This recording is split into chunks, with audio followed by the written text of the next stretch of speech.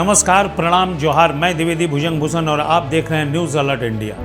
आज मैं आपको बताऊंगा कि मोदी की मां को गाली देने पर झारखंड में भारतीय जनता पार्टी की महिलाओं ने उग्र प्रदर्शन किया और पुलिसिया दमन किस तरह से हुआ उनके ऊपर, लाठीचार्ज कैसे हुई और कैसे हुई घायल महिलाएं। दूसरी तरफ मैं आपको बताऊंगा कि हेमंत सोरेन आज बिहार पहुंचे और बिहार पहुंचकर गठबंधन में अपनी सीट शेयरिंग को लेकर के बात करने से पहले वो गठबंधन के फेवर में गरजे और मोदी को उन्होंने कहा कि गद्दी छोड़कर आ जाओ, फिर एसआईआर कराओ। तीसरी और अंतिम बात मैं आपको बताऊंगा कि जो कई निजी संस्थाओं ने सर्वे किया है, उन सर्वे के रिपोर्ट में बिहार का इस चुनाव का मूड क्या है और क्या होगा परिणाम। तो मैं सबसे पहले शुरू करता हूं आपको कि झारखंड में आप जो देख रहे हैं कि जिस तरह से महिलाएं काफी उग्र थी मोदी की गाली देने पर, मोदी की मां को गाली देने पर। उन्होंने कहा कि महिलाओं का अपमान है, देश की सभी बहुन बेटियों का अपमान है।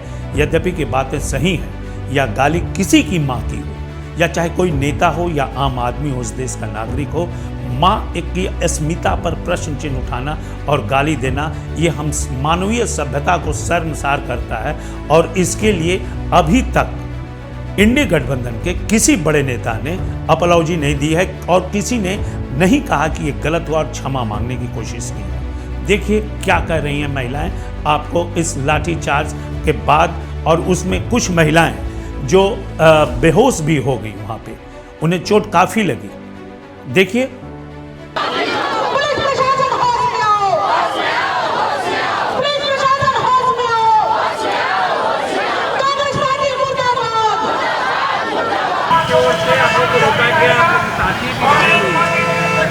ऐसा है कि ये सरकार ही ऐसी है। आप खुद देख रहे हैं आदरणीय प्रधानमंत्री मोदी जी की माता जी का जिस तरह अपमान किया है। इस सरकार में माँ बहनों का कोई मान नहीं है। जिस जगह माँ बहनों का अपमान होता है वो कभी तरक्की नहीं कर सकता। भारत की ये ना संस्कृति है ना ये संस्कार है। आप खुद सामने देख सकते हैं, हमारी महिला कार्यकर्ता, महिला मोर्चा की अध्यक्ष हैं वो, और उनके ऊपर लाठीचार्ज किया। उनको काफ़ी चोट आई है, वो बेहोश हो गई, लेकिन वो लाठीचार्ज करते रहे। तो ये सरासर नाइंसाफ़ी है। सरकार अगर उनकी है, इंडी गठबंधन है, तो उनको चाहिए कि महिलाओं का सम्मान करने।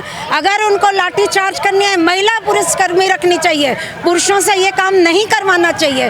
हम इसका भी विरोध करते हैं कि ये सरकार को हटाओ, जल्दी गिराओ, क्योंकि ये किसी काम की नहीं है। देखा आपने।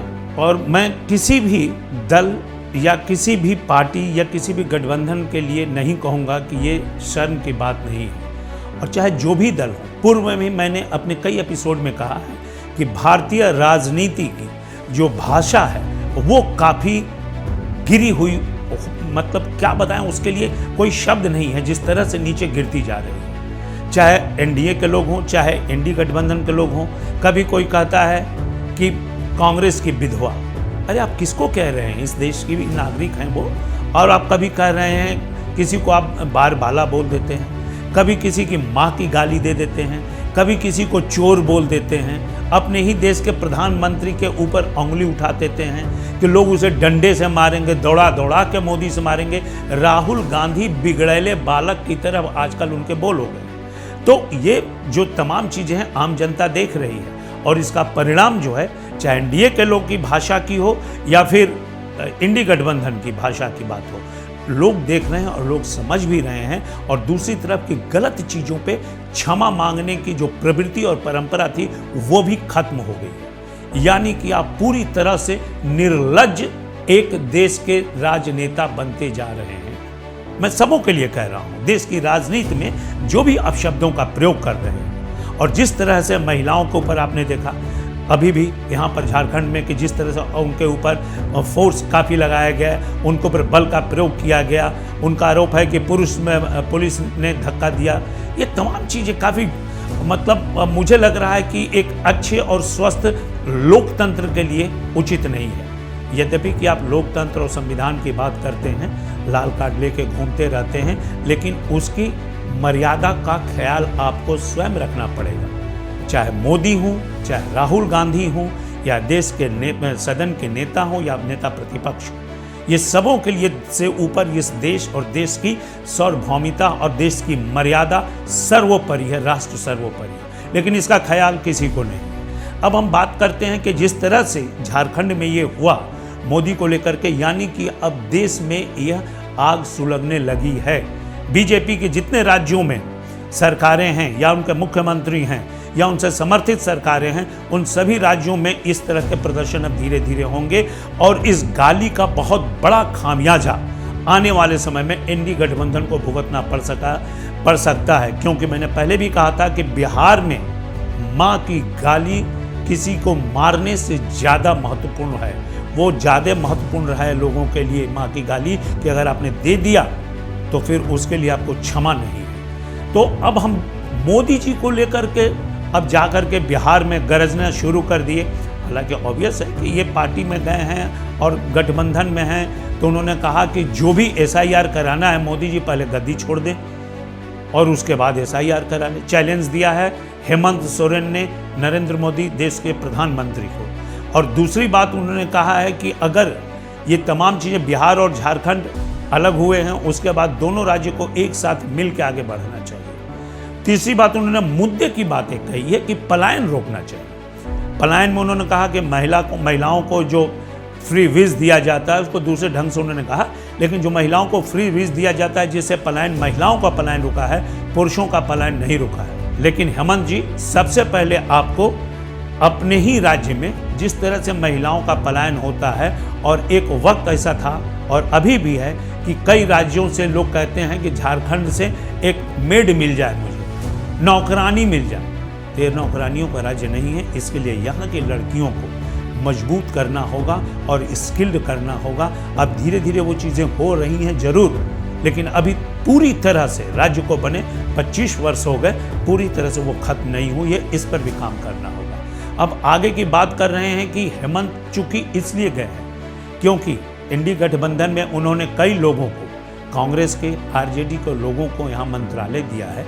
और बिहार में यदि चुनाव हो रहा है और हर आदमी चाहता है, अब शिबू सोरेन का, मैंने कहा ना, दिसोम गुरु के युग का अंत हो गया, हेमंत युग शुरू हुआ, तो अब ये एनडीए गठबंधन के अंदर चिराग पासवान की भूमिका में आएंगे हेमंत जी, और वो बिहार में एक अच्छे खासे ढंग से अपने सीट शेयरिंग के लिए दबाव बनाएंगे। यदि दबाव नहीं बनता है तो फिर झारखंड में कांग्रेस के लिए और आरजेडी के लिए समस्या भी पैदा कर सकते हैं, क्योंकि हार्ड हिटर भी हैं, ये भी जान लीजिए, हेमंत सोरेन।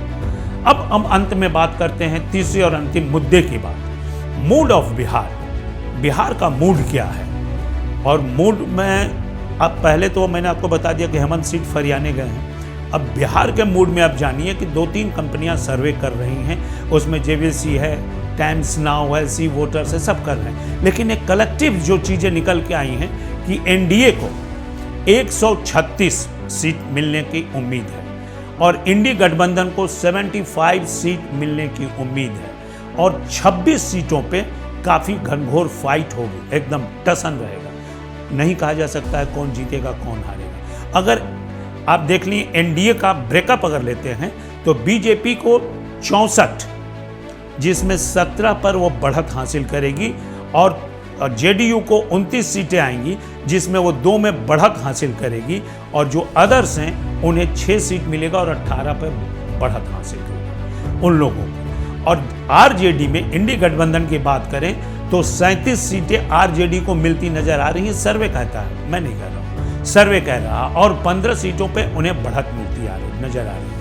कांग्रेस को 8 सीटें मिलती नजर आ रही हैं, यानी कि पिछली बार से स्ट्राइक रेट पिछले चुनाव से इस बार कमजोर होगा कांग्रेस का, और 2 सीटों पे उन्हें बढ़त नजर आ रही है। और जो भी अदर्स हैं वो 8 सीटों पे उनको मिल सकता है, इंडिपेंडेंट्स को या उनके साथ जो जुड़ी हुई छोटी मोटी पार्टियां हैं, और 5 सीटों पे उन्हें बढ़त मिलेगी। लेकिन इसके दरमियान आप देख लीजिए कि यह स्पष्ट रूप से कहीं ना कहीं ये एनडीए की तरफ यह सर्वे इशारा कर रहा है। और इसमें मैं अंत में यह जरूर बताऊंगा आपको कि आप भाई भाई की जो लड़ाई है बिहार में, भाई भाई की लड़ाई, उसका बहुत बड़ा प्रभाव आरजेडी पे पड़ने वाला है, और उसका प्रभाव इंडी गठबंधन पे पड़ने वाला है।